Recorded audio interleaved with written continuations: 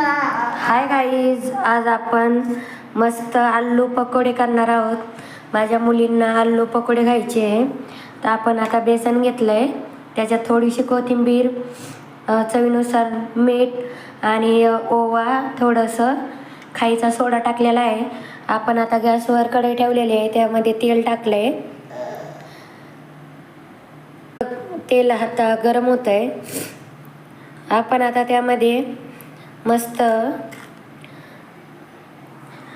आलू पकोडीला मस्त बेसनमध्ये डिप करणार आहोत छानपैकी. हे बघा, असं डिप करायचं मस्तपैकी. दोन्ही साईडला लागले पाहिजे बेसन. हे बघा, हे असं टाकायचं आहे बघा. हे बघा गाईज, किती भारी मस्त पकोडे झाले आपले. पावसाचं वातावरण झालेलं आहे. मस्त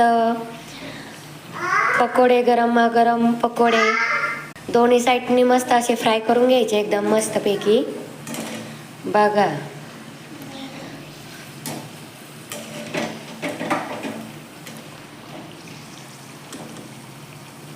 हे बघा कसे मस्त पकोडे झालेले आपले. बघा कसे मस्त असे कुरकुरीत झालेले. हे बघा किती भारी मस्त पकोडे झाले. या खायला छानपैकी.